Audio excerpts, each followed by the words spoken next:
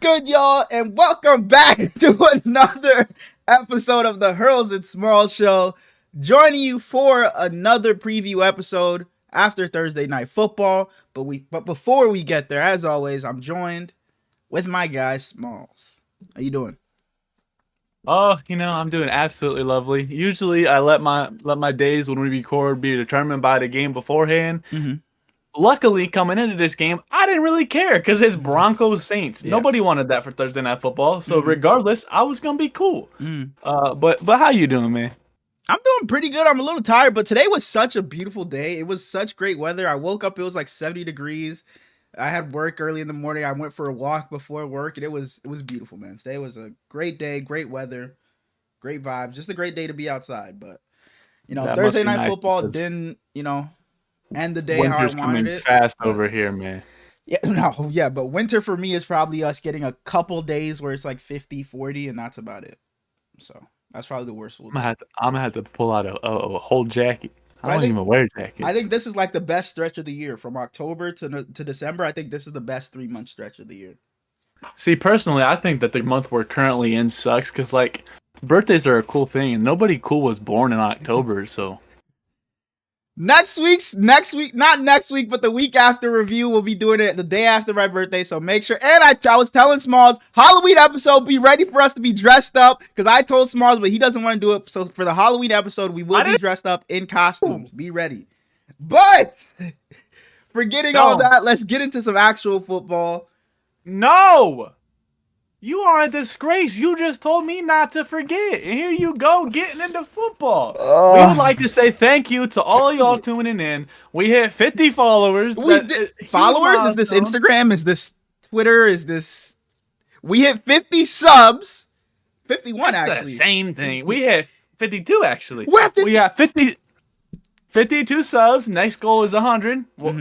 Hopefully it don't take us long, but if it does, who cares? It's just steady progression we're looking for. We love y'all. Leave us a like if you're watching this. Leave us a comment. We're going to be in there like always. And we can get into football. Just wanted to say shout out to y'all. Sure? So before we get into the review of Thursday Night Football, which probably won't take us too long, we had a few trades go down this week. It happened like the morning after we recorded our last episode. So it was like if we would have just recorded the next day, we would have had all that. But that's just the way things work.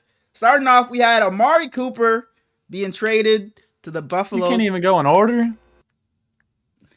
We had Davante Adams being traded to the New York Jets. I guess he was just sleeping over at Aaron Rodgers' house for the past couple of weeks because he shows up on the Pat McAfee show just sitting behind Aaron Rodgers. Like, Roger Goodell, can we do something about this? Like, we're just allowing blatant tampering and just not doing anything about it. That is crazy. But go ahead, because I've said before I didn't want the Jets to do this, so you can go ahead and lead off. You said you didn't want the Jets to do it because it would feel like a soap opera. And the commentator tonight literally said it feels like a soap opera over there in New York. So that's kind of funny. But at least the Raiders got what they deserve in the Davante Adams trade. They got a 3rd-round pick. That's perfect value in my opinion. Absolutely not. How did you only get a 3rd-round pick for one of the best receivers in football? And yeah, it's a conditional 3rd, so you get a 2nd if he makes 1st or 2nd All-Pro, but I don't know. I don't hate a 3rd-round pick being the return because I just don't think anyone would have gave you anything more. Can you tell me what little homie from the Packers, Commanders got traded to the Eagles. Commanders to the Eagles. What's his name? Jahan Dotson. Jahan Dotson got traded for a 3rd-round pick. So you're telling me they're the same value? I mean, he requested out, so that lowers his value right there. It's not like you're just trading him just because he requested out. He's always said he wanted to go to the Jets. The Jets were his #1 option, so there wasn't any leverage. He wanted to go there. The Jets. Why would the Jets offer a 1st when he wants to be there? He had this hamstring injury. I don't know how big of an injury. And now he's just healthy. Yeah, I don't know how big of an injury it ever was. And he's not what he was when they traded for him. Not his play wise, he's just not the same age. He's a couple years older. So I don't hate it being a 3rd-round pick. I didn't expect it to be anything more. If anything, I probably would have expected a 2nd. I don't think it would have came down to a 1st, but I don't hate a 3rd-round pick. But like I said, I didn't want the Jets to do this because exactly what you said. I thought it was just gonna be a soap opera, like kind of like how the Lakers are in the NBA, would just be a drama over there every week. Like they'll be fun to watch just to see how bad they do and how they just find a way to lose a game. It'll just be fun to watch them for that reason. That's kind of how I feel like it'll be. And I've seen a lot of people on Twitter and stuff saying this is gonna turn around the Jets season and now the Jets are making the playoffs for sure. I don't really see it that way because I don't know. I'm not saying Davante Adams is like gonna make them any worse. He's a great player. It's obviously gonna help them, but I don't know if this is where their issues lied. I don't know if it was because they needed another weapon out there.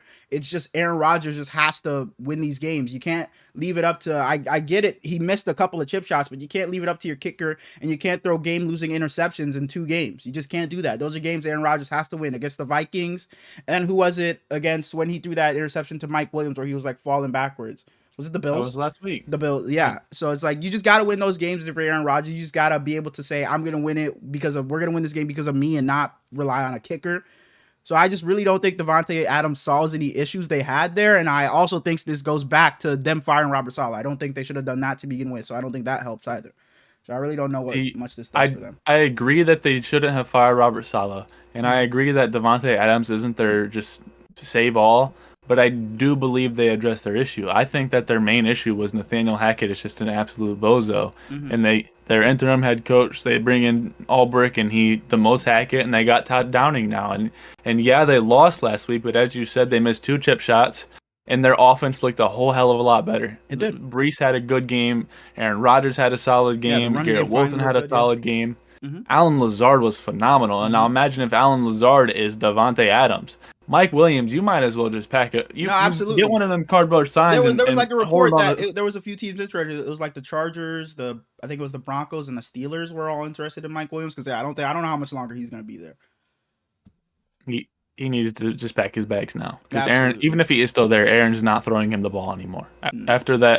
After him falling down and causing an interception, he should have just packed then. But what I will say, this could bring some good vibes to the team. So maybe they could turn things around. I'm not saying they're going to be, go and run the table, but it could, they could turn around a bit and maybe, get into the playoffs just because of that connection that they have. It could bring some good spirits and uplift the team in some way. But that's about it. I don't think it really changes how I thought about them, like just personnel wise, just based off their players. But it could bring some good vibes. But I think it changes a lot, to be honest.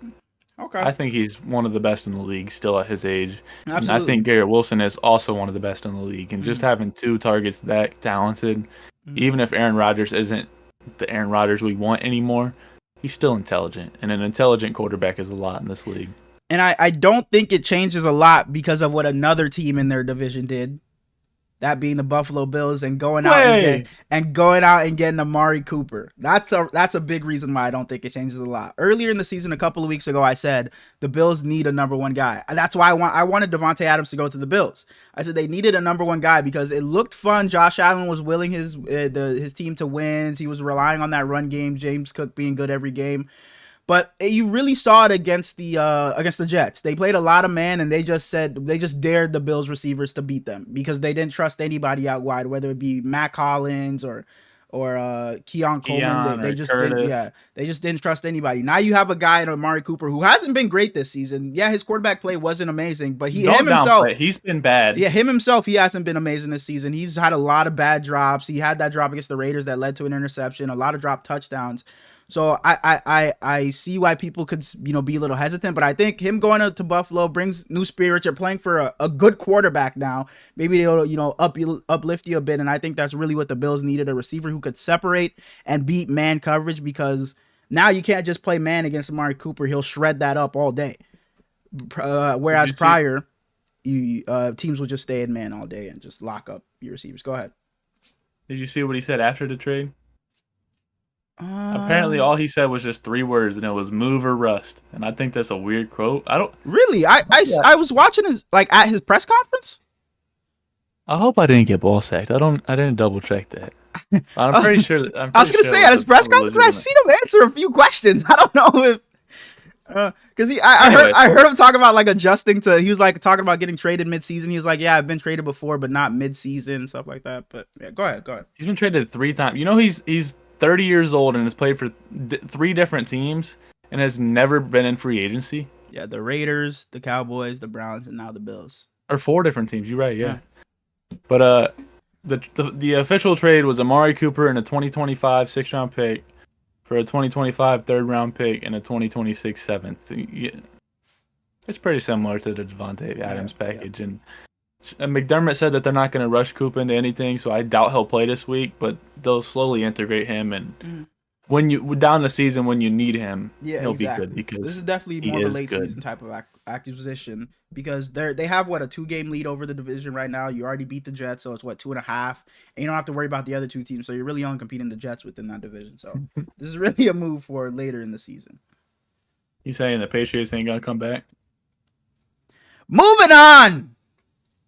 There also were there was a Cam Akers deal, but shout out to you, Cam Akers. But do we want to move on to your bold predictions? We can get into bold predictions for anyone who hasn't seen the past 2 preview episodes. We integrated a bold predictions segment similar to Hurlin's overreactions, but prior to the games. I got 4 for you this week. None of them are super hot. They're all in a similar lane except for the last one. So we'll see what you think. Starting off with a guy that you dislike. Oh my goodness. Is this Najee Harris? No. Okay, because I was going to say I was having a conversation about him before we started recording. About him possibly repeating what he did. But go ahead. Sorry to cut you off. The Kansas City Chiefs are playing the San Francisco 49ers. Yeah.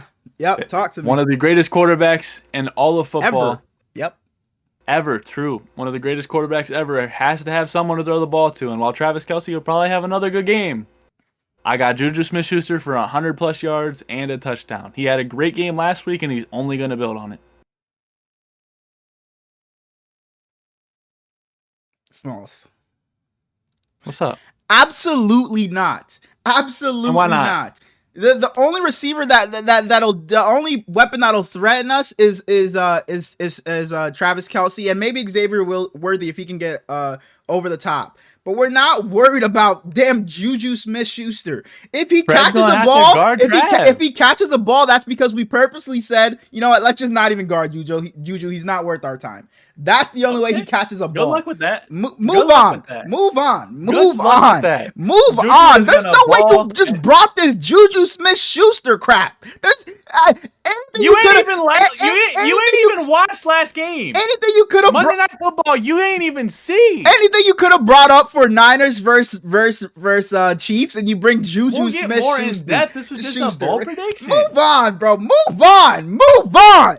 I can't wait to talk Thursday Night Football because I'm going to bring another receiver you don't like for the 2nd week in a row.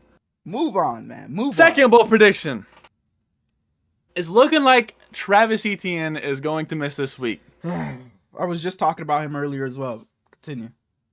His backup, Tank Bigsby, has looked absolutely phenomenal all season.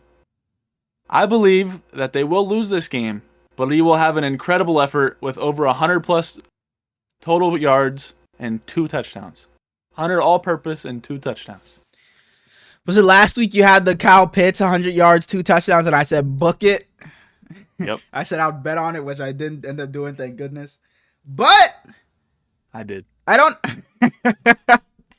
know if I'll take 102 touchdowns, but I do believe he'll have a good game based off what I've seen in this season. And I hope he can continue it without Travis Etienne, because I don't know if him and Travis Etienne is helping him, like him splitting carries. So we'll see what he can do just by himself in that backfield. But I like him to have a good game. I'm not sure about 102 touchdowns though. Even if he is benefiting from Etienne, I believe that Dearness Johnson is still a very good running back. So he's very not Etienne by any means. For a 3rd string? Okay, for a 3rd string, sure. So he won't be anywhere close to an Etienne, but if Bigsby needs a couple reps off, Dearness can come in and give him some. This next one is kind of a tandem. Okay. And you might think that both of them, you might think only one. After these trades, both of these guys have been thrust into a wide receiver 1 role. I got 100 yards, no touchdown, just 100 yards for both Jerry Jeudy and Jacoby Myers. Well, first of all, I hope it's not. I hope Jacoby Myers doesn't do this because he just got dropped on my fantasy team this weekend because I have Nick Chubb coming back off of IR. So I'm gonna say no because Jacoby has played games without Davante Adams already, and it hasn't been amazing. So I'm gonna say no for Jacoby. But who was it? Jerry Jeudy, you said? I'm also gonna say no because who's back because there? of Deshaun? Because of who's back there. Yeah, I don't know if Deshaun will have 160 yards himself. So I don't know if 100 of those are gonna be to Jerry Jeudy. So I'm gonna say no. I'm gonna say no. The only reason I would disagree with you saying no, especially on Jacoby, is because he's played without Davante, but he didn't have Brock Powers. So they might figure something out. Nah, I guess, but no, I wouldn't take either of those. All right, the last one. I haven't hit on a single one of these yet. I'm 0 for 7 through 2 weeks. Okay. This one I will stand on. I'm very firm on this one. After week 7 concludes, there will be at least 2 coaches fired. Yes. Doug Peterson, Dennis Allen. Who else is there? Nick Sirianni could be up. Is there anyone else I'm forgetting? I think it'd really only be those 3. Stefanski might be on a little bit of hot waters, and if Zach Taylor and that's loses, he the might thing, be in a because little it's not his fault. Like I feel like it's ownership it's that, Deshaun. but yeah. But no, yes. 2 coaches will be fired this week. What if Zach Taylor loses to the Browns? No, I don't think Zach Taylor should be touched. I think you give the Bengals another season. You give Zach Taylor another season. I don't think Zach Taylor should be touched. Fair enough. Yeah, I agree. 2 coaches should be fired this week. Yeah. But we can get into what a great game we had. Wonderful. What a great game we had. I don't have much to say, but where I'll start. Oh yeah, sorry. The Denver Broncos beat the New Orleans Saints. Where Drew Brees is there in New Orleans. In New Orleans, Drew Brees is there, gets celebrated at halftime, and this is what they do. 33-10, the Broncos beat the Saints. The Broncos moved to 4-3. You know, a quiet, over 500. And where I'm gonna start. I mean, Cody Barton, number 55. Pause. For the coming into this game, there was no Chris Olave. Yep. Rashid Shaheed got put on IR. Yep. He's out for the season. So that's huge losses for both of them. The Saints are beat up. The Saints are beat up. Heavily beat up. Mm-hmm. But on the other side of the football, there was no passer team. Yep. So. Yep. But go ahead, Cody Barton. He might be the best defensive player in all of football. Cody Barton, number 55 for the Denver Broncos, if you're not aware. 8 tackles, 6 solo tackles, a sack, a pass deflection, an interception that he took to the crib. But it got called back. Yeah, but and he had the fumble. No, the fumble got called back. You're right. The picks. One of them got called back, and the other one was a touchdown. Shit. No, the interception got called back. Back. Okay, so the fumble was a touchdown. Yeah, but fumble forced by Quan Alexander. No, I think we're fucking this up. Quan Alexander picked up the fumble. Quan Alexander picked it up. Forced by Cody Barton? I think. Because Quan Alexander... Quan forced it. No, you're right. Quan scored it. Forced by Cody Barton. You're Cody Barton... And then he got the pick called back. But Cody Barton did score a touchdown, though. He did. It was either... On what? He did. On the last one. He had 2 picks. Yes, he scored a touchdown. Because the last one, Rattler got rocked and But I think it got called a fumble, but he scored it. Okay. I know I'm so sorry we were just all over the place, but he scored it. Nonetheless, he was all over the field. Literally, this game I kind of was tuned out after a while because it just wasn't a good game. But every single time I looked up, it was a replay of number 55 making a play. Literally every single time. So shout out to Cody Barton. He played his ass off. And shout out to Quan Alexander, making his little comeback, former Niner. I'm happy to see him. Old ass. Yeah. But on the offensive side of things, man, Spencer Rattler, it is not your fault, man. No, and that's not even where I was gonna go. Yeah, I love Alvin Kamara, but holy shit, he was useless. And man, they didn't have any weapons. You're throwing to Bub Means and Foster Moreau and Jawan Johnson. I'm sorry, Rattler. I really think you're going to be a good quarterback. No, this wasn't Rattler's fault tonight. Absolutely not. No. And that line didn't do him any justice either. There was his first pick that they they called a fumble, not a pick. I'm sorry. The first fumble that he had, he got hit from behind. There was just free off the left side. Your left tackle doesn't even touch the guy, and he rocks him from behind. It's a fumble, and they pick it up and run it back, and then. I'm sorry, Rattler. You got nothing going for you. No, this there. definitely wasn't on Spencer Rattler. What I will say, Dennis Allen shouldn't coach another game for the New Orleans Saints this season. He should be done. He should be fired after this week. As like your bold prediction, he should be one of the coaches fired. But Bo Nix, I've rooted for Bo Nix. You've been a hater. I'm not going to say you've been a hater, but I've rooted for him this season. Huge Bo Nix fan. But my goodness, what was that first throw like early on in the game where he threw it like in between it was like Cortland Sutton down the field, and I forget who it was, kind of shorter, and he just threw it right in between. It was bad, man. There were just some awful throws that You're talking about the one that Matthew dropped? Was it that one? Because right before half, that's the one. The one earlier was like he actually made a decent move. Like he stepped up in the pocket, but was just jumping around, just had happy feet. And I always say there's quarterbacks like Jimmy Garoppolo always had happy feet in the pocket. He actually did a nice job at stepping up into the pocket, but just could not stop moving and just sailed it over his tight end when he was wide open. It was bad. You don't want to beat Jimmy Garoppolo. It was bad, man. It was, and I've been a Bo Nix defender at times, but my goodness, he was inaccurate at times tonight. But on the ground, I will say he did look good per usual, as what he has this season. He's looked good on the ground. Respectfully, screw him on the ground. Javonte Williams was great, dude. But what I will say about Bo Nix at times, I feel like he does bail out of the pocket a little too quick at times. I feel like he could stand there and, kind of go through his reads a little more, go through his progressions and just, put some trust behind his line. But at times I feel like he bails a little too quick. And sometimes it's necessary, but at times I feel like he snaps the ball and he's already rolling out. Yeah, it's not to get, run. It's just to scramble around out in the backfield. Go ahead. Javonte Williams. If he can continue, not this, because this was just a phenomenal game from him, probably one of the best in his career so far, but especially efficiency-wise. If he can continue anything like this, and this running game can get something going, because they've been horrific, man. They haven't had a running game at all, and they're 4-3. Absolutely. They were 3-3 going into this last episode, yeah. If they can keep this up, it opens up a whole new lane to where they can run play action, and not the entire game last week was on Bo Nix, and as you said, coming into the league, I wasn't a big Bo Nix guy, but he's been very, very good. And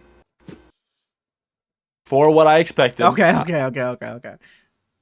I always got to put things into standards with you. I'm sorry.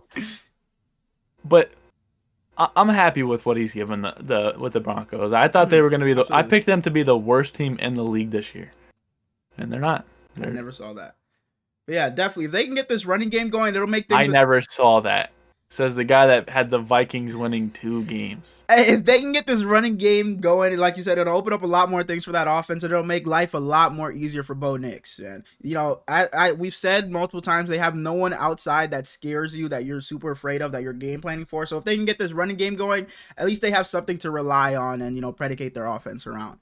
But like I said, they don't have anyone that's gonna scare you a whole bunch. But this is Troy Franklin's best game, and I like the guy a lot out of the draft, and he hasn't really done anything. But this, if he can keep working up from this, I'd be really happy with it. Because we mentioned Cortland Sutton didn't do anything. Didn't really do anything. He didn't do anything. Didn't have a catch. Didn't have anything. And I benched him in fantasy this week. Thank goodness, because he literally didn't do a damn thing. Not a damn thing. And before we move on, I would like to say prayers up to Paulson and Debo. He's had a really up and down weird season. I said it in our review. He's had a really weird season. And they said it on the broadcast too. Yeah. Like if you were to look at his stats, you'd be like, "Whoa, he's having himself an amazing season." He's open. Yeah, but no. But the amount of times where he just grabs someone and pulls them down and gets a PI is bad. Definitely. And he had a scary injury today. He got carted off with the air cast on his leg, and they went straight to the X-rays. They didn't even take him to it's the a broken room. Femur. Dennis Allen said a broken femur. Oh, it got confirmed. Yeah. Damn. So he's out for season. Yeah, probably. That sucks. Yeah, but shout out to the Broncos moving to 4-3. The Saints, you got some work to do. The Saints fooled the world. Started off 2-0, just dominating it. And you came on here and was like, "Hey, is the Saints the real deal? Are they the best team in that division?" And it's like, no, they're not. They're not close. They're down with the Panthers. They've lost 5 straight. We're already in week 7, by the way. Week 7. Who gets a win next? Them or the Panthers? Them or the Panthers? I got to look at upcoming schedules. Them or the Panthers? Man. Panthers get thrashed this week. Panthers got the Commanders. Then the Commanders. Then the Broncos. They could win next week, and then 2 weeks they got each other. So one of them's getting the win right there. If they're both winless, it comes down to that. So Panthers got Broncos, then the Saints, and Saints got Chargers, then the Panthers. So I'm gonna take the Panthers. Okay. I think the Panthers could possibly win next week against the Broncos. I wouldn't be shocked if they won next week. But getting into the Week 7 preview, we got some. I mentioned it at the end of last episode. We got some pretty good games this week. This is a damn good week. For what we had last week and how mid that week of football was, this week looks like it could be a great one. Starting off, I feel like we're saying this every week, another London 9:30 a.m. game. Patriots head into London. The Jags have already been there for a week. The battle of the 1-5 teams. Patriots versus Jags in London. Go ahead. Who you got? You know, what I will say is prior to us recording, I was in Discord with the fellas. I was talking to Suj, and Dark was running through the games. He was like, "Oh, Patriots, Jags. I know you're taking the Patriots." And I was like, "No, I'm riding with Duval. I'm taking the Jags. I got my boy Suj. Suj, I love you, but I'm taking the Patriots. Take them. I'm taking the Patriots. I'm taking the Patriots, man. I can't do it, man. For how bad their secondary has been, and for her Drake May to look as decent, as solid as he did against the Texans defense last week, there's no reason why he can't duplicate that, and if not more than what he did last week in his debut. He should settle in a lot more this week, and I think Drake May will play a lot better and lead the Patriots to a win this weekend. I can't wait to open up Twitter and see Suji posting them that picture. Yeah, they're bad, man. They're bad. Time. We were talking about it. We were talking about Eric Armstead, him and his bear crawl he was doing last week. It hasn't been good. Their secondary, I talked about, former Niner, hasn't been good. It's been Swiss cheese, and I think Doug Peterson flies back by himself this week, and him and the team are on separate planes, and he's just headed home while the team heads back to. No, he won't be by himself because his OC is coming with him. Everybody clean house, man. I agree. Clean house. I 100% agree. The only reason I'm a little bit skeptical, which I'm rocking with the Patriots hard this week. Plug, I know you see the jersey. Shout out my boy. Ramondre Stevenson hasn't practiced this week, so it's going to be a lot of Antonio Gibson again. And even though I like Antonio Gibson, you don't want him to be your RB1. So it's going to be heavily on Drake May's shoulders. And Javon Baker and Tyquan Thornton were both inactive last week. And you got guys like, you got Keyshawn Boot, you got not quite Tyquan Thornton, you got Demario Douglas, you got Jalen Polk. That's 5 young guys right there who all need reps to get better. And on top of that, you bring in KJ Osborne this week, or not this week, this offseason. You already got your guy, Kendrick Bourne. Mm-hmm. So you got to just pick the guys you want eventually. They're young, but putting guys like Tyquan Thornton and Javon Baker on inactive kind of hinders them a little bit. And I don't really like that. Send KJ Osborne somewhere else. He's weak anyway. Damn. But moving on, we got the whoa. Did we lose you, Smallz? You there? Whoa. Bear with me. I'm sorry. Looks like Smallz is having technical difficulties. Smallz, are you there?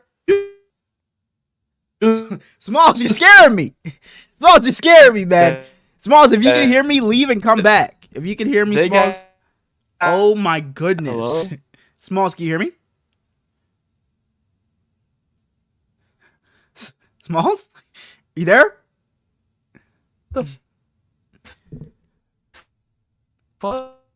Hello? For now, I'll just, keep it going until Smallz gets his Discord fixed. Moving on, we got the 4-1 Detroit Lions heading to Minnesota to play the 5-0 Vikings, coming off of a bye this week. And I think this is an early. You back? Hello? You back? You good? What just happened? Was that you or me? I think it was you. I was fine. You just completely cut out on my end. See, that's exactly what happened on your end. Well, like on my end. That was weird. Yeah, but I just kept it going. I was already on to the next game. Moving on. I Detroit was about to Lions. spew the Mario Douglas propaganda. Plug was gonna be so proud of me, and now It's it's all just all good, down man. the It's all drain. good, man. Detroit Lions heading to Minnesota to play the 5-0 Vikings coming off of a Oh bye. man, We good, man. We good. The 4-1 game of the week. This is game of the I week. was saying this is an early contender for game of the week. There's a few games that have a chance to be game of the week, but I like this one to be the game of the week. The Lions have been looking great as of late. The Vikings obviously they've looked great all season. Sam Darnold has been balling, making his case for MVP early, but I know they lost Hutch last week. I know that's gonna be tough for the Lions defense to contain the Vikings offense. But I love what I've seen from Jared Goff as of late.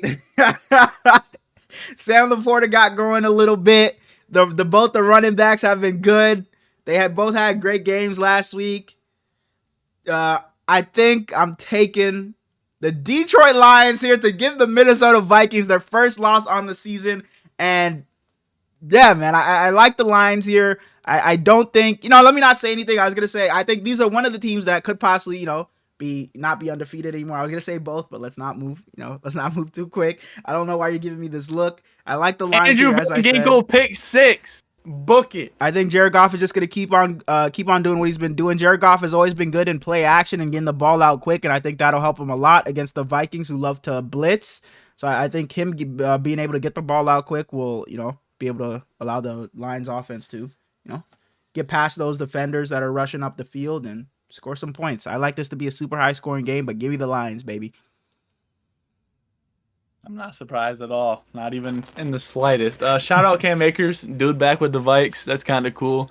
Aaron Jones says he's unsure if he's playing this week, so that puts a good amount of doubt in my mind because T.J. Hockenson is probably still out. I think he can play, but there's no reason to rush him back because you got a short week next week. And you're 5-0. And you're 5-0. But Terrion Arnold can't guard Justin Jefferson. They're not getting to Sammy boy. Give me the Vikes. Brian Flores blitzing the Lions is going to be interesting because that Lions offensive line is debatably the best in the league. And on the other side of the ball, you got Ben Johnson, who's one of the best coordinators in the league. But there is no reason in my mind this shouldn't be Sunday Night Football. The Vikings are a plus 63 point differential. There are so season. many games that could be Sunday Night Football this week, but you put yes, there are. I agree, but this is the game. But you have the Jets and the Steelers. But we'll get to them. We will get to the Steelers. We will get to the Steelers. We will get to the Pittsburgh Steelers. The Vikings are a plus 63 and the Lions are a plus 60 on the season. That's 1-2 in point differential. Someone's got to go somewhere eventually. This is the best division in football, and you're getting the battle for the division lead in the best division in football. You can't give me an argument to tell me, yeah, there's other good games this week, but this is Sunday Night Football, and it's whatever. I don't think they start flexing games until it's like week 10 or 11 or something like that. Which is stupid. Yeah. But, so you're taking the Vikings here, I'm assuming? Give me the Vikings, and give me a Sam Darnold. Not surprising. Minimum. So you're not going to pick the Niners? You're not going to pick your favorite team? Continue. I'm going to pick the Vikes every week, and I'm going to pick the Ravens every week. Continue. Sam Darnold going for 300 at least. At least. Okay. Andrew Van Ginkel, pick 6. They're going to be on a lot. That's as fine. long as they don't run the ball. Yep. That's fine. So moving on. The Mayo boy. Titans head to Buffalo and play the Buffalo Bills. I don't think we need to spend much time here. I'm sure we're both taking the Bills pretty easily.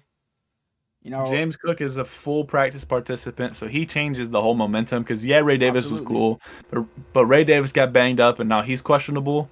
But James Cook has just been great this season, man. I think it was that Texans game. He started off so he just set the tone for them early. He had like 50 scrimmage yards in that first drive. He was amazing. So if he can set the tone early, this game will not be close.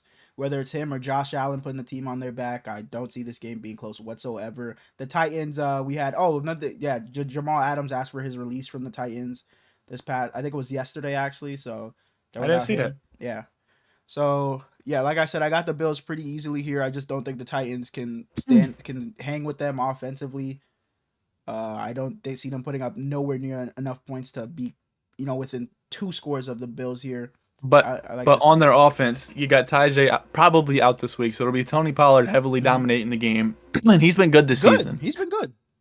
But on the other hand, Calvin Ridley was a main story of last week, and you see his targets, and you see 8 targets. And I don't know if you saw it, but there were clips that went like semi-viral on Twitter of his 8 targets, and his first 3 were all uncatchable. Mm-hmm. His next one was into double coverage. His next one was a hospital ball. And then and then there's another uncatchable one. It's one that's way low. Another uncatchable one. And you got 8 targets, but maybe 2 of them were catchable. Yeah. It should be Calvin Ridley is a good receiver, and I still Mason believe Rudolph. It's your time, baby. it is not your time. You suck as well, Mason Rudolph. And Calvin Ridley just made me think, I forgot to mention during Thursday Night Football, Michael Thomas was always right. Bring him back to the league. But Calvin Ridley, I want him somewhere else. Man, this Titans team just absolutely blows. I thought Brian Callahan was going to pull wonders out of Will Levis, and he hasn't. The defense has... We hyped them up majorly the first couple weeks, but they were playing bad teams. And not to shit on the defense. It's still a solid defense, but it's not one of the best in the league. I don't believe so anymore. Mm-hmm. And like you said, I think they get absolutely shelled. I think that the Bills do anything they want, and we can move on to the next game, which I'm excited about. All right. Dolphins at Colts. Dolphins at Colts. Yeah, the 2-3 Dolphins against the 3-3 Colts. I'm just so excited for this game. I'm just so excited.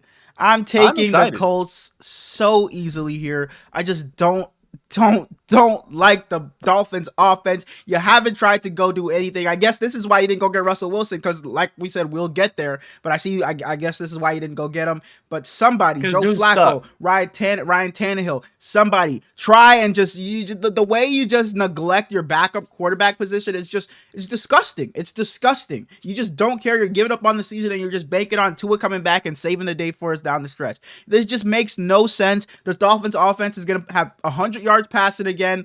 Davante is not going to be able to do anything because no one's going to trust that passing game. This offense is going to put up probably 10 points, and this Colts defense is going to shred them to pieces. And not because there's just such an amazing unit, it's because this offense is just god awful. And I wouldn't be surprised if Joe Flacco is able to just, bomb it like how he's been. Is Joe Flacco even playing? Or is it Anthony Richardson? Anthony Richardson's back, so I don't care who's playing. Give me the Colts here easily. Because I just don't think the Dolphins have the firepower at quarterback to put up any points. The Dolphins might be the team that we disagree on the most in the entire league, because I like Tyler Huntley a lot. I blame Mike McDaniel for not simplifying things at all. Agreed. I don't think Tyler Huntley's the answer. I think that once Tua comes back, the offense completely changes again. Absolutely. But Tyler Huntley is not bad enough to be looking as bad as what they are. I think that with the Colts defense being as subpar as they are, and they've looked good for the names that they have over there, but I think that Tyler Huntley is going to come in, and he called Jalen Waddle off of their bye and was like, "Hey man, can you come back? I'm trying to work this chemistry with you." And I think that they have a good game. I did pick the Colts in the end, but I don't think it'll be because the Dolphins look bad. I think that most people are writing this game off like you, but I'm excited to watch this one. I think that it's 2 quarterbacks that a lot of people are upset with. And on the Colts side, Jonathan Taylor is looking doubtful. Trey Sermon is questionable, and Trey Sermon is just bad. So you're probably going to have Tyler Goodson in the backfield. And though he's looked good, he's not an RB1. So it's going to be on Anthony Richardson to figure something out. And we'll see if he does. We'll see if he doesn't. But I expect a good Tyler Huntley game. And on that Colts defense from the Niners, they have Samuel Womack, who's been over there looking amazing. He's their cornerback, and he's been looking great over there. So shout out to him. I wouldn't be surprised if he picks off Tyler Huntley this weekend. But we can move on, man. So we both got Colts there. Not having a turnover.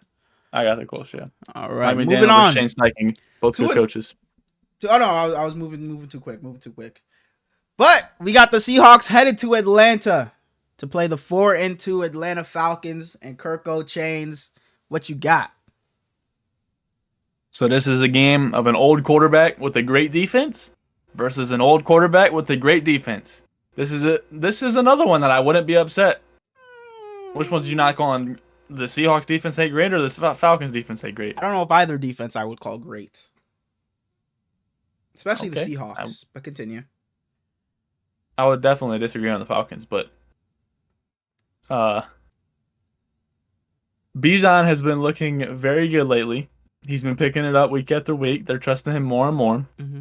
Darnell Mooney is one of my favorite receivers in the league, especially non-Buckeyes. So I'm glad he's looked great. Mm-hmm. Kyle Pitts. He's looked solid. He's here. Yeah, he's looked solid. This is the best Kyle Pitts we've gotten for an extended period of time in a long time. Mm-hmm. But on the other side of the ball, that bald man in that backfield, Kenny Walker. Yeah, absolutely. I love that guy. I think Geno, he's going to hit his short routes.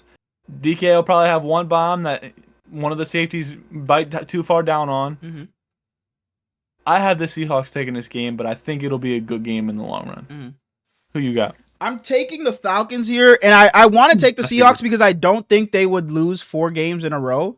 But I just don't. This is a team. It's the Seahawks and another team that I'm forgetting. But it's Geno has to put up 30 points, or the Seahawks are not winning.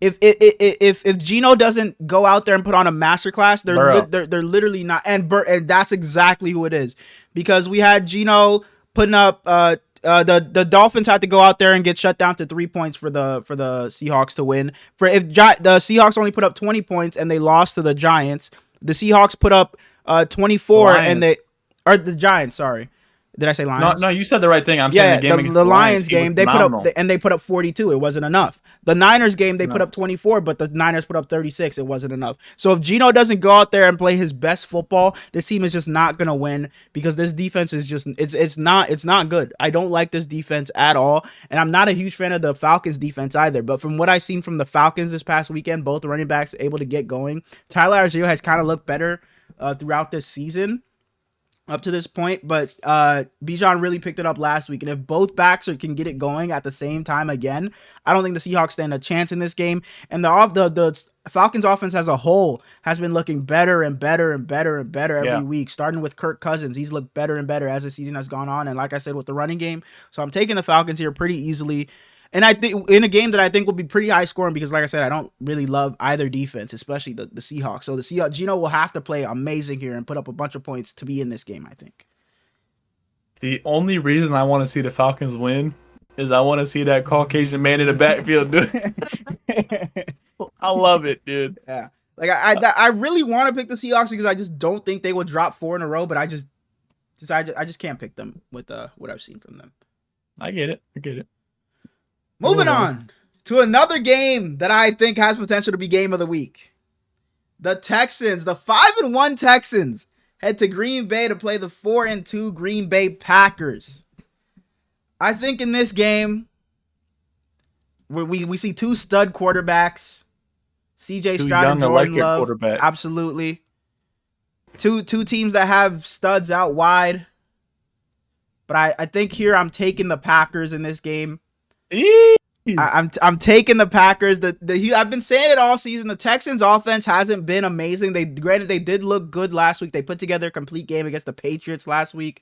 But I think I'm taking the Packers here. I've liked what I've seen from the Packers a lot this season. Jordan Love, like you said, he's been airing it out and being a little wild with it. But I think he's been playing his ass off. He's been balling.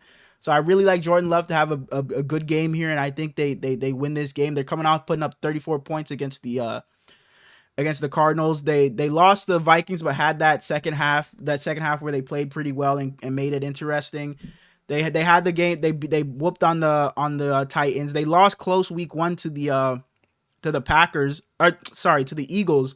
But it's week 1. I'm not really docking them anything for that. So I really like what I've seen from the Packers, and I really like them to win this game. And I guess what would be an upset this week.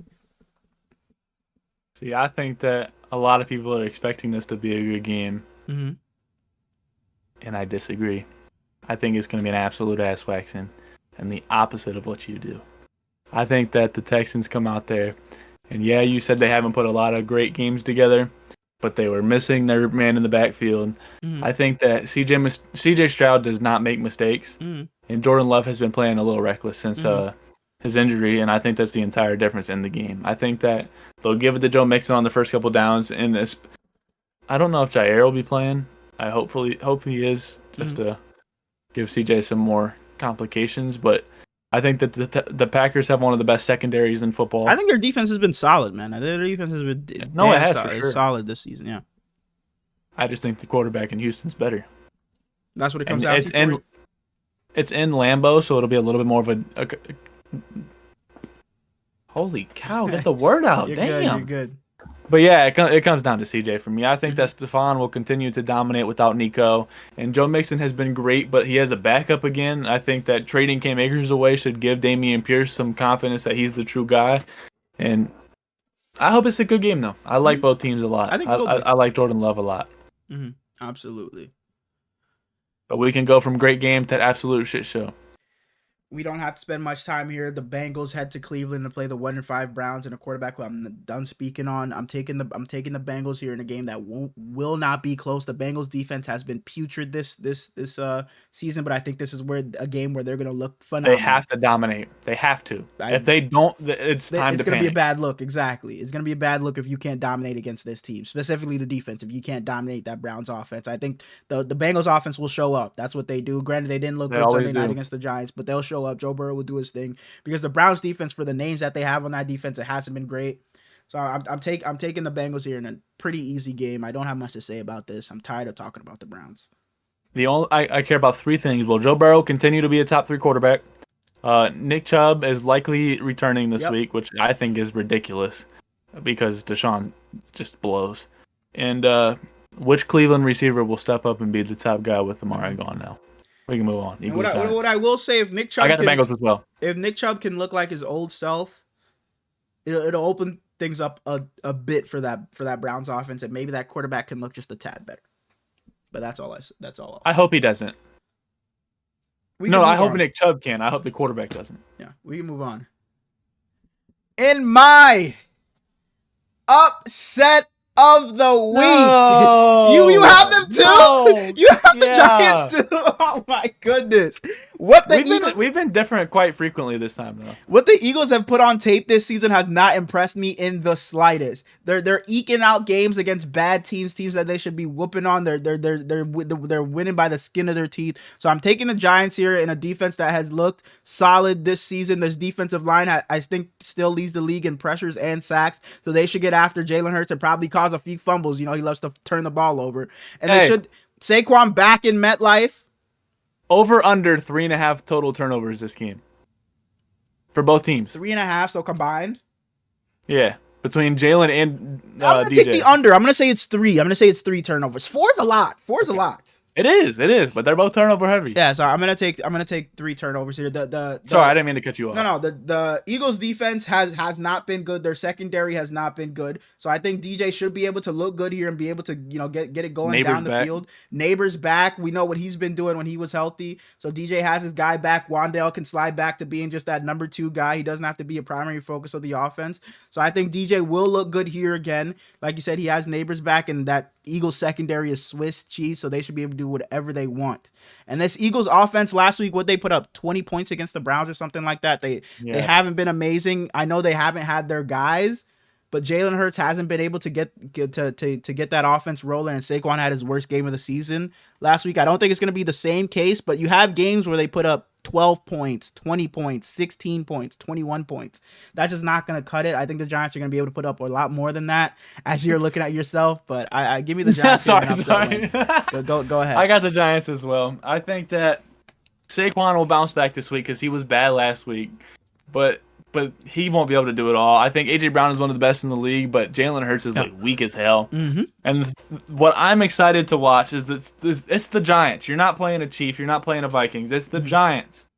So if the Eagles defense comes out and gets shredded, it shows you that they suck because they're one of the units that I'm not confused on, but like I haven't really decided if they're bad or if they're, because we know they're not good, but how bad are they? And what I will say about the Giants, if you look at their record 2-4, you'd be like, man, this team sucks. Why is it worth my time to watch them? They're not as bad as their record says. I promise you. They lost to the Commanders earlier this season. They didn't have a kicker. They did not have a kicker, so they had to go for it. They lost to the Cowboys when it was a pretty decent Thursday night game. They only lost by 5 points. They just couldn't punch it in the red zone. They got to the red zone so many times, just could not punch it in. 5 field goals? 5 field goals. They only scored 15 points. And then last week, Sunday Night Football, you would think they're off. They were bad. But yes, the Giants are not as bad as their record shows, and that's really why I think they can pull this game out against the Eagles, because the Eagles haven't been on a damn thing. Oh. So give me the Giants. I hope your recording is all good, because I just looked over to see what time we were at, and I never clicked record. We're good. Oh, man, we're good. Moving on. We have 3 4 o'clock games this week, starting with the Raiders at the Rams. Yep. Do you want to lead off? I can lead off. We got Cooper Kupp might be returning. If he does, fun. Mm-hmm. If he doesn't, I don't know. Mm-hmm. But Aiden O'Connell is likely starting again. I haven't really seen, but I'm just going to assume he is because Gardner Billows. So. But he's going up against a young defense who should still get to him. Aiden O'Connell, I don't know if you really have tuned in a whole bunch to him, but he doesn't really leave the backfield. Mm-hmm. So I think Jared Verse gets to him at least twice this game. I think he'll have 2 sacks. I feel like I haven't seen the Rams in a while. I know they're on a bye, but I feel like I haven't seen them in forever. That's how I feel about the Vikings too. I know they're on a bye, but I feel like it's just been weeks since I've seen them. But sorry to cut you off. Go ahead. No, the Vikings last game I think was in London. Right? London, exactly. So I feel like it's just. And you said you couldn't watch that game. Yeah. And then the Rams, I think, played on Monday Night Football, and you usually. No, I think they played the Packers. They played the Packers on Sunday, but the Niners were playing also during that time, so that's why. But go ahead. But Aiden O'Connell, I don't believe is a super high-level quarterback in the first place, especially with 0 weapons. I had the little segment about Jacoby Myers. He's got an ankle injury, so he might not even play. Mm-hmm. And if he doesn't play, Zamir White should be back, but that backfield sucks. Or something like that. You got Trey Tucker and Brock Bowers, and that's about it. Yeah. And Alexander Madison, who's Jordan Whittington, I'm a big fan. Keep getting better every week. However, I will say, if the Rams lose this week, I think it's time to blow the bitch up. Agreed. I think Sean McVay should, and not because Sean McVay is not an amazing coach. Sean McVay, just go do something else. He's already been talking about early retirement for the past couple of seasons. Go to a new team or just, because you're too good of a coach to be part of this rebuild, I think. So I don't think he'll ever leave. Matt Stafford, I think this is his last season with the Rams, whether he's retiring or going to another team, just a 1 year, try to just do something with the random team. But I'm taking the Rams here strictly based off of Matt Stafford. I think he'll be, I just love him a lot more than I do Aiden O'Connell. And like you said, he has no weapons but Brock Bowers. So, and their run game has been putrid all season, except for that one game against the Browns. But I'm taking the Rams here quite easily. Just literally based off of Matthew Stafford. Yeah. Next game, we don't even have to talk about it, bro. We can just straight up skip it if you want to, because I just hate the Panthers. Give me the Commanders. Start Bryce Young, please. It was a fun little. It wasn't even fun. It was just cute little thing you did. Andy Dalton, he'll win us a game. He won you the game. It wasn't cute. Now it wasn't cute. Go back to Bryce. We saw the shot of them on the sideline. Please go back to Bryce. Enough is enough. The experiment's over. Jaden Daniels is going to continue to do what he's been doing all season. Those linebackers are going to continue to do what they've been doing for Washington, and yeah. They're coming off a loss to the Ravens. The Commanders might go out there and put up 80 in just a spite game because they're so upset they lost.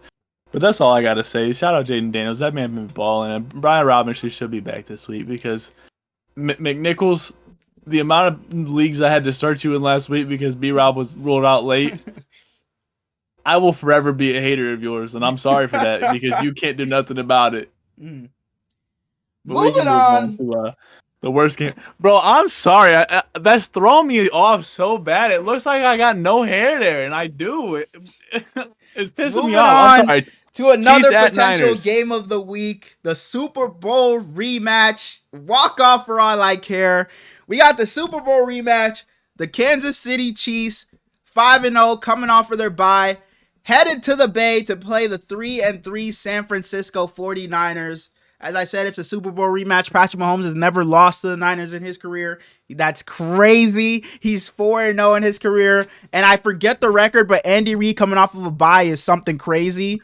His record is something crazy. So I could see why a lot of people would take the Chiefs here. But what I will say, we're not coming off a bye when teams are coming off a bye against Andy Reid. Did I say Andy Dalton earlier? Andy Reid. They're 1-2. We're not coming off a bye, but it's kind of a mini bye because we played on Thursday. But,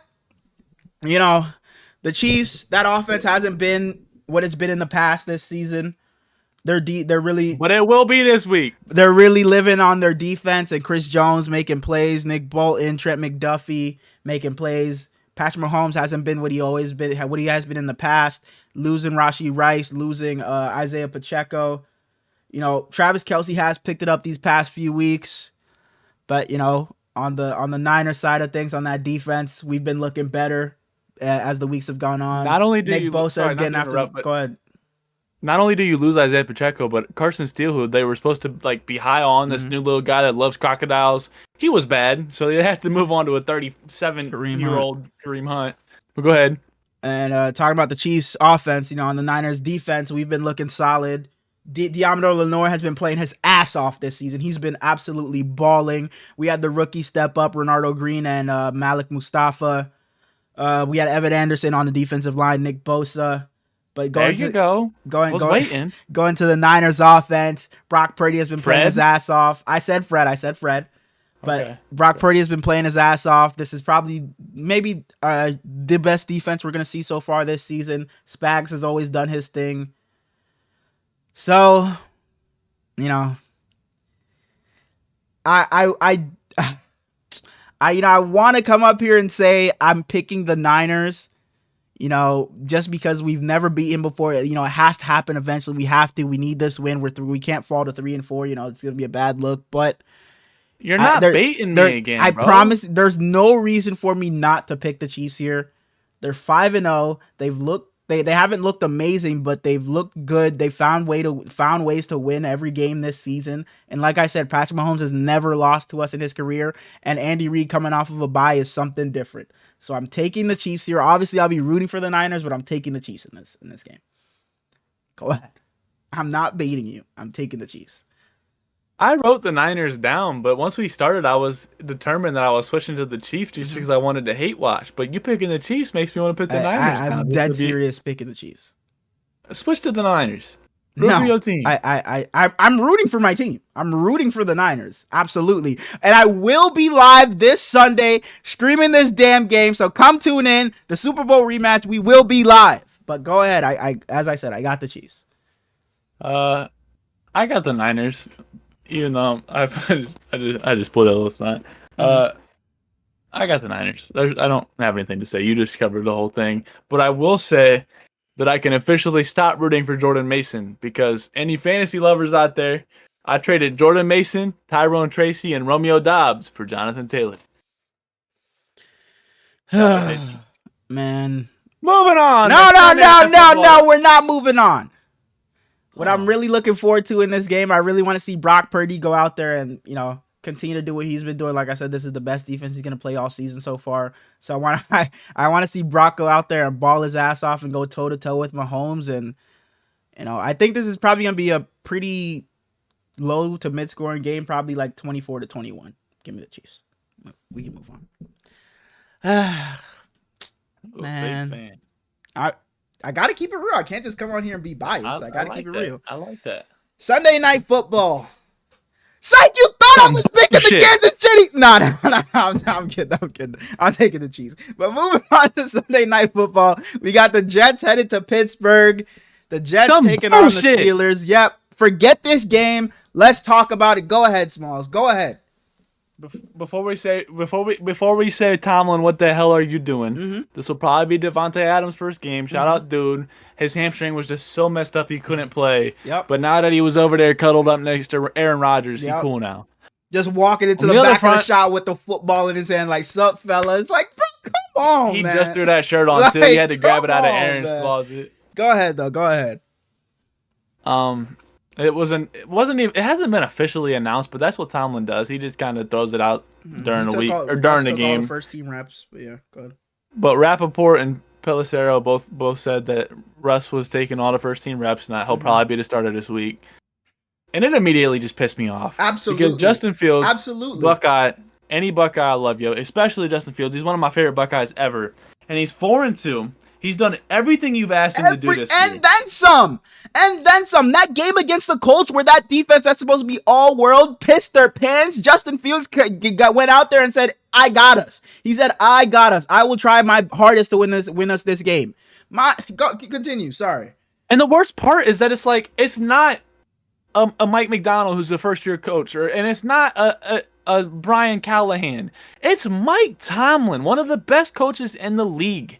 And you're starting Russell Wilson. It's no disrespect to Russ, but it's not like Josh Allen's coming back. That's the thing. And it's not like it's a quarterback that's been in your system the last 5 years. He hasn't played a game for you. He hasn't played a game for you. And you bench the guy that's led you to a 3-0 start. You're 4-2 now? You bench him, and then you have Justin Fields going up to the podium looking like a fucking sad fucking dog with his fucking tail tucked between his legs, just being like, yeah, I should have played better if I played better. No, Justin, you're being too fucking humble, and I know he's just saying that for the fucking media because I know he's pissed, and he has every right to be. Because he's definitely pissed, but that's how he is. He always is. Go ahead. He's a good locker room guy. He's gonna say what the world wants to hear, but he's gotta be pissed on the inside. He's done everything that he needed to do. What did Mike Tomlin want him to do? Go 6-0 and then you wouldn't have played Russ? And like I said, if this was a quarterback, like you said, like Josh Allen or hell, if it was Russell Wilson and Russell Wilson had been your starter for the past 3 seasons, I would get it. He's our guy. He's been our franchise guy. Justin was just a placeholder. But what has Russell Wilson done to show you that he should be starting over Justin Fields? This isn't Russell Wilson coming from Seattle. He's been exactly. I don't get this. Literally pissed me off. And then watching that presser of Justin Fields talking about himself, saying he didn't play well enough, was just like, what the fuck? And Mike Tomlin, I've never questioned anything he's done because somehow the Steelers are always over 500. But what are you thinking? There's no way, there's no logical reason anyone can convince me that Russell Wilson should be starting over Justin Fields. And now what if Russell Wilson goes out there and plays like fucking ass? You just insert Justin Fields back in there now after you just gave up his spot after he went 4-2. I know he's thinking to himself, what more do I have to do? So if he gets chucked back in there, I know he's just going to overthink and be like, well, damn, what I did in those first 6 games weren't enough. What do I have to do now? And he's just going to try to overcompensate and do what he did in Chicago and just bail in the pocket, try to run and do it all with his legs, try to be more than what he is. And this is just a terrible... Man, that pissed me off. And I was never the biggest Justin Fields guy. I said Russell Wilson should have been the guy to start this season. But the way Justin started 3-0, you're 4-2 now, I really don't know what you... Like, if Mike Tomlin could tell the world what he wanted to see that would have stopped Russell Wilson from coming back and being the starter, I really want to know. Because based off of what I'm seeing, Russell coming back and starting, it seems like there was nothing Justin could have done. It seems like there was literally nothing he could have done to keep that job. They had it set from the start. Whenever Russ comes back, he's our guy. Because it literally makes no sense. 0 sense. What makes me not even piss me off, what makes me sad is that the Justin we had in Pittsburgh seemed so different than the Justin we had the last few years in Chicago. His confidence was completely destroyed. And he comes over here and is destined to, not destined, but he's in his mind, he's a different guy. He wants to be the old Justin who dominated at Ohio State. And yeah, he hasn't spread the ball out to his receivers very well. It's been George or Muth or nothing. But you want him to throw it to Scotty Miller, or you want him to throw it to Calvin Austin? Roman Wilson was supposed to be one of their top guys, and he's not playing.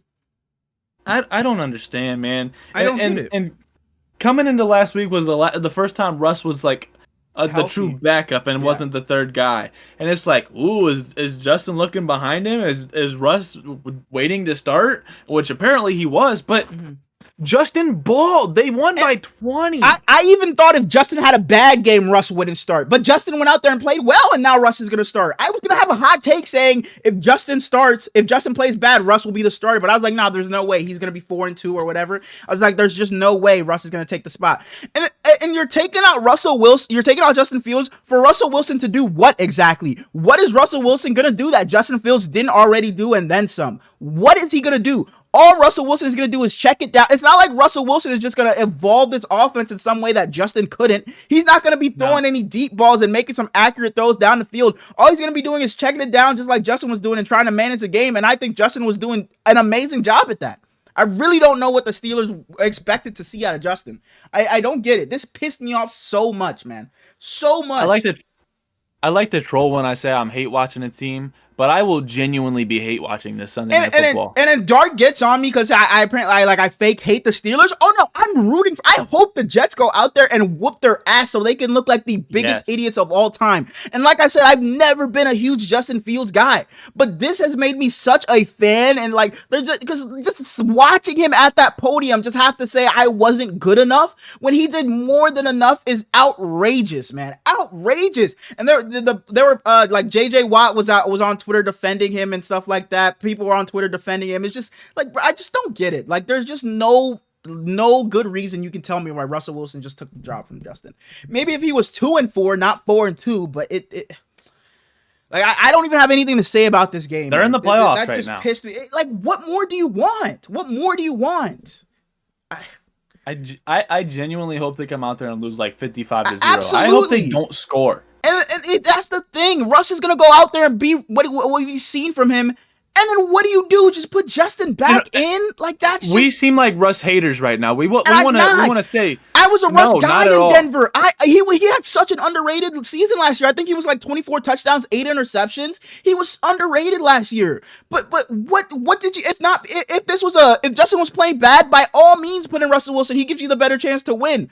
And I'm not saying Russ is going to go in there and be bad. It's just, what have you seen from Justin to just take him out? Like, what more did you want from him? It's not because I don't think Russ can operate this offense. I'm sure he'll do just fine. He'll do a fine job, but why do you take out the younger guy in Justin Fields who could progress, who could be the future of your franchise? You take him out to put in a guy who's here, on a 1-year rental? I don't get it. I don't get it. This has to be some ploy. Are you trying to build his value and trade him? I really don't get it. There's no good reason why Russell Wilson should be starting. Not one. We can move on now. Absolutely. Monday Night Football. Absolutely, man. We got 2 Monday Night Football games again. This is probably the better of the two. We got the Baltimore Ravens. I looked at the schedule and this shit pissed me off, dude. Because we've gotten a couple 2 Monday Night Football games, but it's like 7 o'clock. 7:30, 7, and then 8:30, 8:15, then 9. Like, what? What? I almost didn't think there was 2 episode until 1 o'clock in the morning. I almost didn't think there was 2 because the first one started at 8:15, and I was like, "Wait, what's this other game?" But this one starts at 9. I don't get it. I know they're doing some game on like what, NFL Plus or some crap like that, or ESPN Plus, something like that. But yeah. I just pissed myself off. I looked down at my notes, and the first thing I wrote for the Ravens game was "Zooey Mama." What was I doing, bro? I bumped my head. Baltimore Ravens head to the Tampa Bay Buccaneers. Both teams 4-2. Who you like here? That's a silly question. I think this is going to be an absolutely incredible game. And I think this is going to be the first, not first, but this is going to be a main test for the Ravens defense because they've been looking better week after week. But this Buccaneers offense is going to pass all over you. And episode, you said that the Ravens' biggest flaw to you was their secondary. Absolutely. So if they get shredded, we know that they're weak. If they hold their own, then... And I was on the phone with my brother. And he said the exact same thing I said last episode. If you were to look at the Ravens' names in the secondary, you would think, my goodness, this is a hell of a secondary, the best in the league. But I don't know, they just cannot put it together. They just have no cohesion, and it's just bad. On paper, it looks phenomenal, but when you watch them play, it is not. They're getting shredded. It's the weak spot of this team. Them and the offensive line have been piss poor this season. So Baker's going to go out there and kill. And it's the same thing like I said for the Commanders last week when they played the Commanders. I would rather see the Ravens win in a close game that's 17-10 because I know what their offense could do. I know Lamar Jackson would be better, but if they win this game and it's 35-33, that doesn't give me any hope for this secondary. Yeah, they won, but that still tells me, this secondary is a problem. It's a problem. That's going to come back to bite them in the ass when you're playing Buffalo late in the season in the playoffs. When you're playing Kansas City in the playoffs. When you're playing if the Bengals get in. When you're playing teams like that, it's going to kill them in the playoffs. So yeah, I would prefer if they were to win a game that's low scoring. So that would show me that their secondary can be competent and can hold up against an offense like this that can put up numbers. Because we know one of Mike Evans and Chris Godwin is going for 102 touchdowns. At least one of them, if not both. At least one of them. Baker's gonna be running like he's Lamar Jackson for diving head first for first downs. But everybody's Lamar Jackson until Lamar Jackson shows up. Absolutely. But I'm going to take the Ravens here, whether it's a low-scoring or a high-scoring game. I like the Ravens here. That offense has just looked too good. Derrick Henry and Lamar Jackson, look at you, smirk, that evil smirk. Derrick Henry and Lamar Jackson have just looked too good this entire season for me to pick against them. Derrick has been the best running back in football, but the Buccaneers have a Vita Vea. Absolutely. So and he's the game wrecker. He's going to change things. But we saw Mark Andrews last week pick it up. Best game of his season. Mm-hmm. I will also take the Ravens, and however Lamar Jackson want to do it, he gonna do it because that man is let me say this with a clear, coarse throat. Lamar Jackson is the best quarterback in football. We can move on though if you want. I hate you, dog. Moving on to the second of 2 Monday Night Football games, we got the Los Angeles Chargers headed to Arizona to play the 2-4 Cardinals. We don't have to spend too much time here. Pretty easily. You're gonna hate me. You're taking the Cardinals?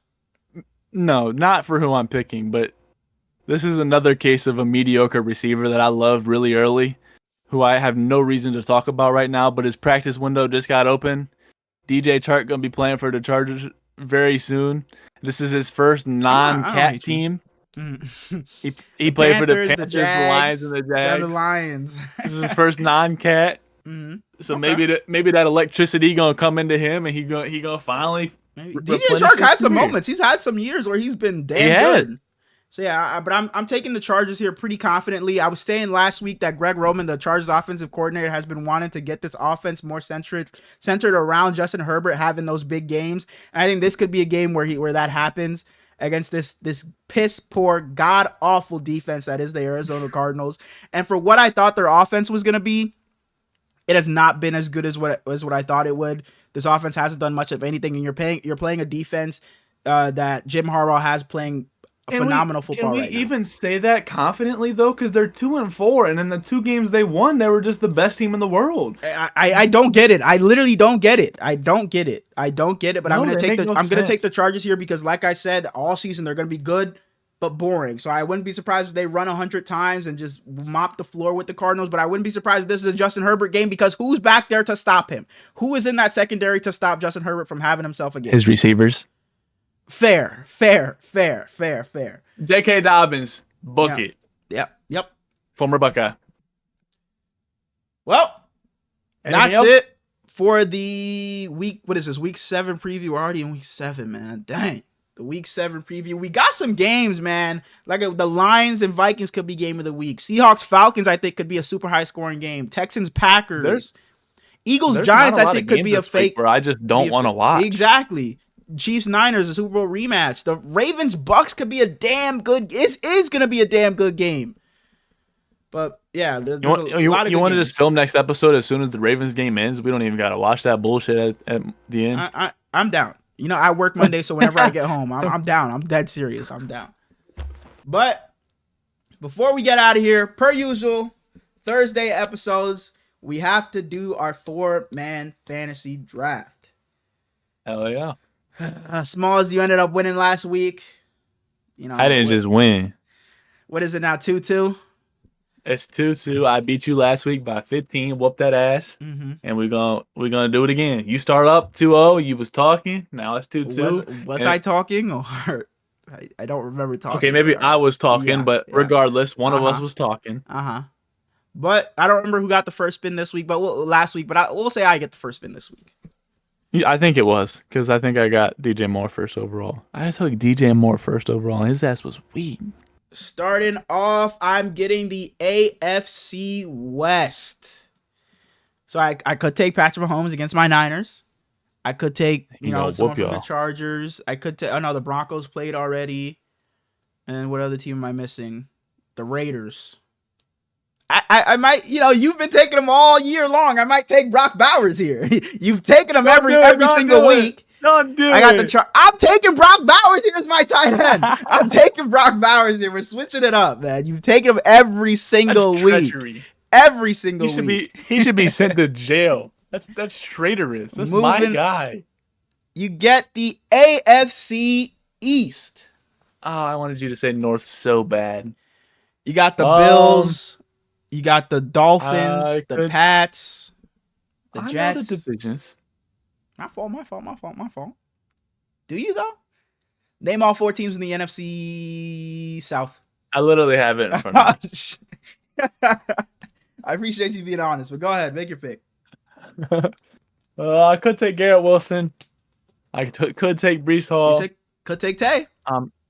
I'm not taking a Patriot. I could take James Cook. Tay. James Cook doesn't have Tay in his name. I don't know what you're talking about. All right, man. All right. Make your pick, man. We need a shot clock. Give me my boy. I got G5. Okay. I was going to say, who the hell is your boy? So, Brock Bowers and Garrett Wilson. And I'm landing on the NFC East. So the Eagles got the Giants. The Cowboys are on a bye. Oh my goodness! Give me Jaden Daniels. Against the Panthers. Bro. Give me Jaden Daniels. You already had him. Did I?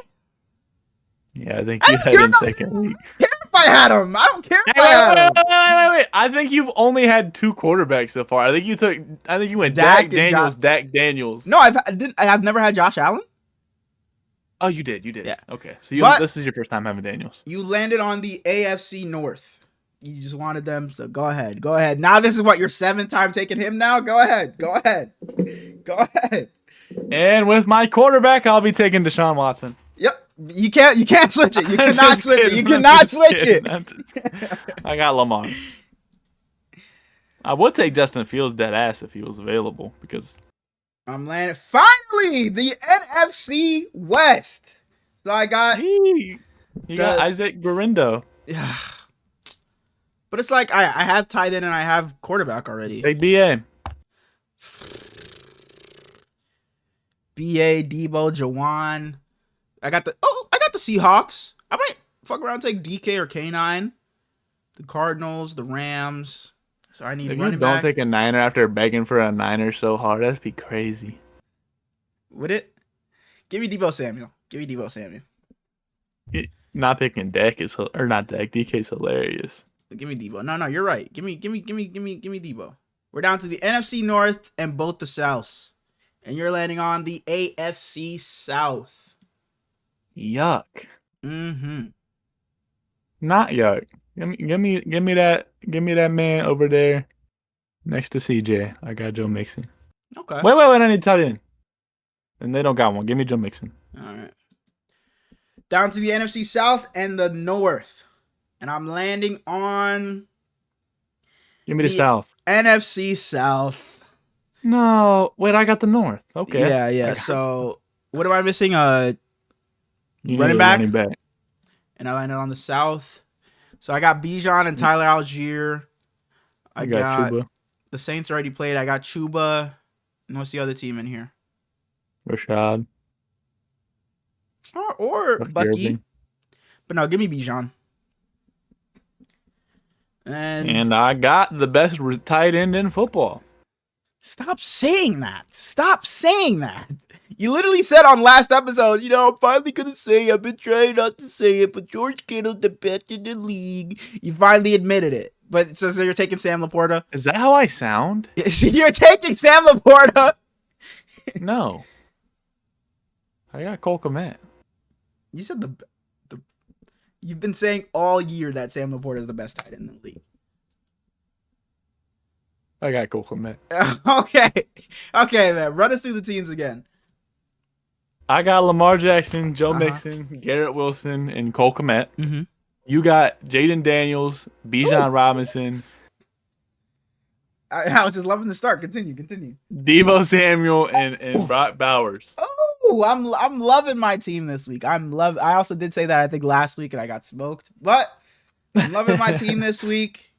As I said, We'll be streaming the Super Bowl rematch this weekend, Sunday at 4 o'clock. Be there or be square. Smallz, unless you don't have anything you wanted to add. I don't got anything. We can end. All right. We appreciate you guys. Leave a comment. Like we said, leave a like, leave a comment. We love y'all. And also, the TikTok has been getting a bunch of love. Go out there and show some love if you haven't already. Leave us a comment there. At the Hurls and Smallz Show. Yep, it'll be in the description. But yeah, we'll see you on Tuesday after what should be a great week of football. Peace.